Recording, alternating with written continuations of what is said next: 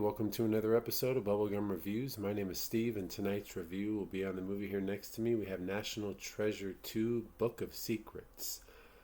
So, this is probably a second or third time watch for me. I haven't watched it often. I'd say this is probably the third time I've seen it.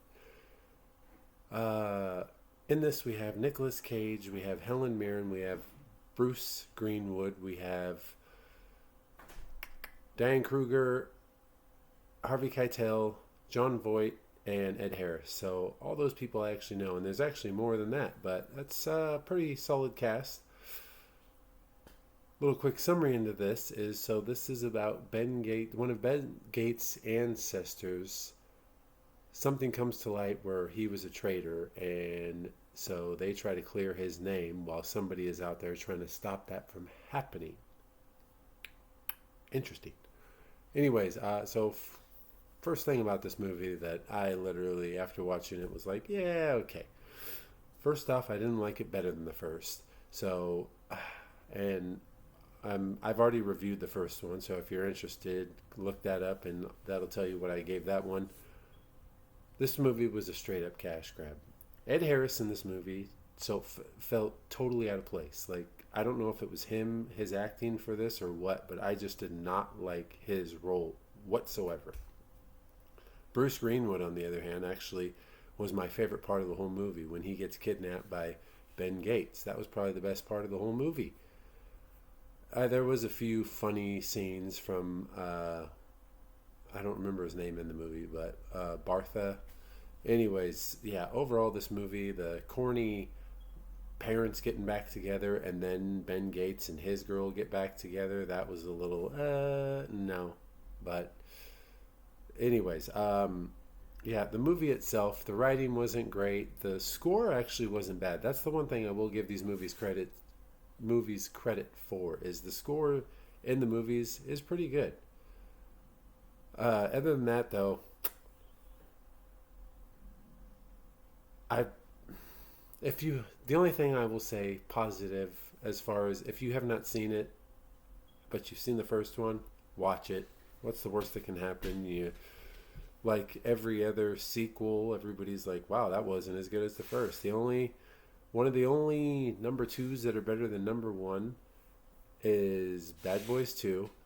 And I know people are going to give me, well, actually, no, I retract that. I'm not going to say it. If I say it, I'm going to have people being like, what? I can't believe he said that. So I'm just not even going to say it.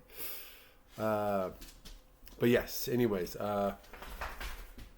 so director in this, we have John Turteltaub. I don't know if I'm saying that right or not. But anyways, the Meg, Cool Runnings, Las Vegas, and The Kid. I've seen all of those. This guy literally does all sorts of stuff. The Kid is like a Walt Disney movie.